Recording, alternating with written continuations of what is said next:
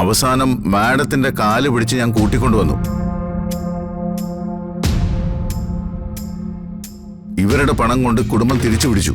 എന്നിട്ട് നന്ദിയില്ലാതെ സംസാരിച്ചുണ്ടല്ലോ നിന്നെ ഞാൻ.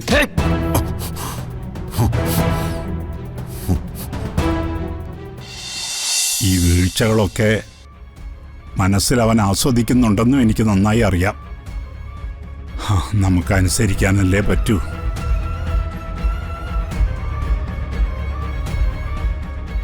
അവരെന്തെങ്കിലും അഹങ്കാരത്തോടെ പറഞ്ഞാ നമുക്ക് കാര്യമാക്കണ്ടല്ലോ. ജീവൻ അറ്റു കഴിഞ്ഞു. ഇനി എന്താ? താൻ പാടോ.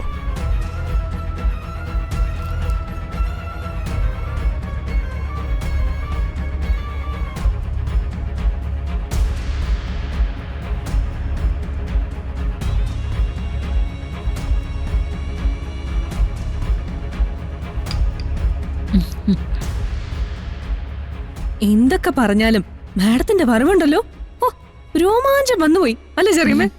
പിന്നില്ലേ, നിസ്സാര കാര്യമാണോ വന്നിറങ്ങിയ ഉടനെ ചെയ്തത്? എന്നാലും ഞാൻ ആലോചിക്കുക, ഇങ്ങനൊരു സുഹൃത്തുള്ള വിവരം ചന്ദ്രേട്ടന് ഇതുവരെ എന്നോട് പറഞ്ഞിട്ടില്ല. ഉറവശി അറിയാത്ത എത്രയോ കാര്യങ്ങളുണ്ട് ഈ ലോകത്ത്. പതുക്കെ പതുക്കെ ഓരോന്നായി അറിഞ്ഞോളൂ. എന്തായാലും നിങ്ങൾ രണ്ടുപേരെ എനിക്ക് ഇഷ്ടപ്പെട്ടു കേട്ടോ. രണ്ടാളും നല്ല കൂട്ടാണല്ലേ? ചെറിയമ്മേന്ന് പറഞ്ഞ എനിക്ക് ജീവനാ. ചെറിയമ്മേ ഒരുപാട് പ്രശ്നങ്ങളിൽ നിന്ന് രക്ഷിച്ചത് ഞാനാ. കണിമംഗലം കൈവിട്ട് പോയിരുന്നെങ്കിൽ ഏറ്റവും പ്രശ്നമാവുന്നത് ഇവക്കായിരുന്നു. സൂര്യയുടെ കൂടെ കയ്യും പിടിച്ച് നടക്കേണ്ടി വന്നേനെ.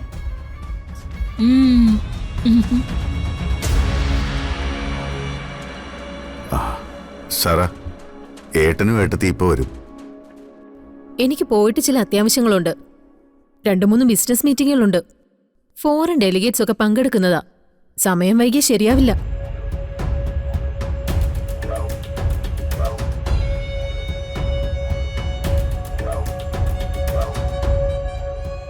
സോറി, ഞാൻ കാണാൻ വിളിച്ചതുകൊണ്ട് ബുദ്ധിമുട്ടായില്ലല്ലോ അല്ലേ രണ്ടുപേർക്കും? അയ്യോ ഇല്ല, സാറ ഞങ്ങളുടെ ഗസ്റ്റ് അല്ലേ. Thank you. ചന്ദ്രശേഖരൻ എന്റെ അടുത്ത സുഹൃത്താ.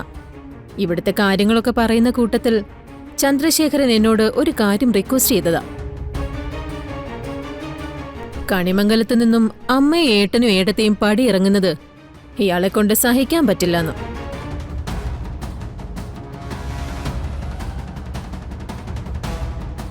അത്രയും സിൻസിയറായിട്ട് ഒരാളൊരു കാര്യം പറയുമ്പോ നമ്മളെ കൊണ്ടാവുന്നത് ചെയ്തു കൊടുക്കണമല്ലോ. എനിക്ക് ചെയ്യാവുന്നത് ഞാൻ ചെയ്തു. ഇനി ബാക്കി കാര്യങ്ങളൊക്കെ ചന്ദ്രശേഖരൻ തീരുമാനിക്കട്ടെ. എന്തായാലും കണ്ടതിലും പരിചയപ്പെട്ടതിലും സന്തോഷം. പറ്റുമെങ്കിൽ ഇടയ്ക്കിടയ്ക്ക് വരണം. തീർച്ചയായും, തീർച്ചയായിട്ടും വന്നിരിക്കും. അതിനൊരു സംശയവും വേണ്ട. Then okay.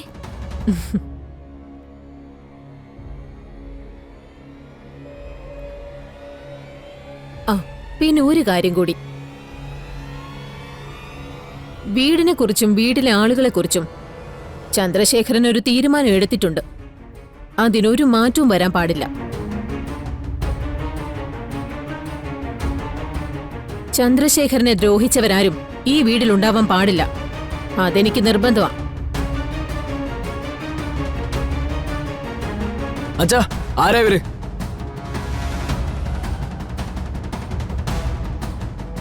അച്ഛനോടും അമ്മയോടും കൽപ്പന പുറപ്പെടുവിക്കാൻ മാത്രം ഇവരാരാന്ന്? നീ ഇതൊക്കെ ഇപ്പോഴാണോ വന്ന് അന്വേഷിക്കുന്നേ? ഇവിടെ എന്തൊക്കെയാ നടന്നതെന്ന് നിനക്കറിയോ? എല്ലാം ഞാൻ അറിഞ്ഞു ചെറിയമ്മേ. ഞാൻ ആ ബാങ്കിലെ സോണൽ ഓഫീസർ ഒന്ന് പോയതായിരുന്നു. ജപ്തി മാറ്റിവെക്കാൻ എന്തെങ്കിലും മാർഗമുണ്ടോന്ന് അറിയാൻ.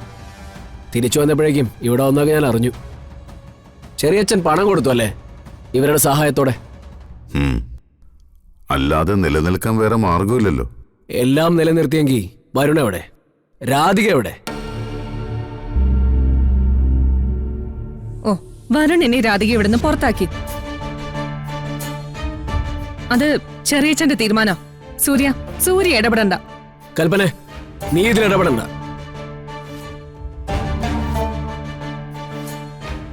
വരുണിനും രാധികയ്ക്കും എന്ത് സംഭവിച്ചാലും നിങ്ങൾ അതിൽ സന്തോഷിക്കുകയുള്ളൂ എന്ന് എനിക്കറിയാം.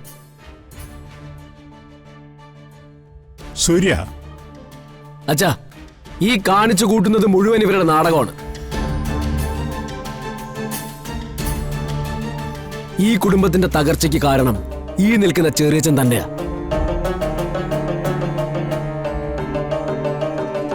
എല്ലാ വഴികളിലും അത് പൂർത്തിയാക്കിയിട്ട് അവസാനം രക്ഷകന്റെ വേഷം കെട്ടി വന്നിരിക്കുക.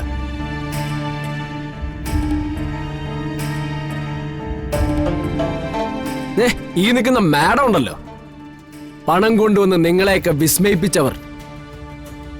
ഇവരും ചെറിയച്ഛന്റെ കൂട്ടാളിയാണ്.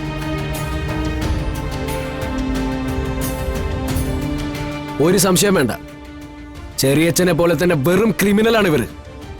സൂക്ഷിച്ച് സംസാരിക്കണം. കണിമംഗലം വീടിന്റെ ഉമ്മറത്ത് ജപ്തി ചെയ്യാൻ ആളുകൾ എത്തിയപ്പോഴും അച്ഛനും അമ്മയും തെരുവിലിറങ്ങാൻ നിന്നപ്പോഴും ഈ ശൗര്യം കാണിക്കാൻ നീ ഇവിടെ ഉണ്ടായിരുന്നില്ലല്ലോ. അവസാനം മാഡത്തിന്റെ കാല് പിടിച്ച് ഞാൻ കൂട്ടിക്കൊണ്ടുവന്നു. ഇവരുടെ പണം കൊണ്ട് കുടുംബം തിരിച്ചു പിടിച്ചു. എന്നിട്ട് നന്ദിയില്ലാതെ സംസാരിച്ചുണ്ടല്ലോ നിന്നെ ഞാൻ.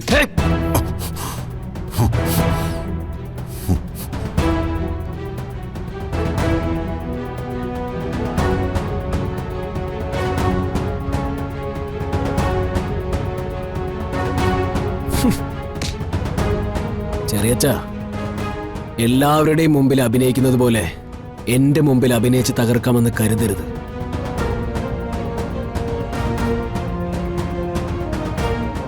ചെറിയച്ഛനെയും മോനെയും ഒരുപാട് മുൻപ് മനസ്സിലാക്കിയവനാ ഞാൻ.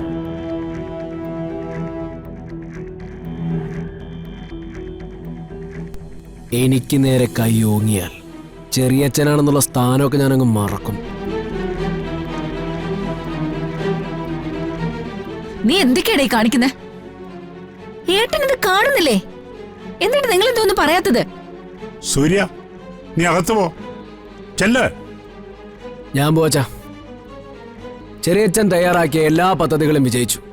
കണിമംഗലം ഗ്രൂപ്പ് ഓഫ് കമ്പനീസും കണിമംഗലം കുടുംബവും തകർക്കണമെന്ന് നിങ്ങൾ തീരുമാനിച്ചു. അത് നിങ്ങൾ നടത്തുകയും ചെയ്തു.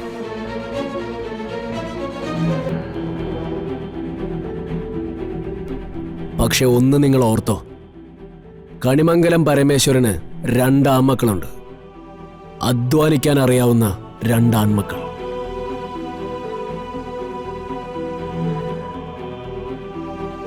ചതിയിലൂടെ ഞങ്ങളെ മറികടക്കാൻ നിങ്ങൾ ഒരുപാട് ബുദ്ധിമുട്ടേണ്ടി വരും.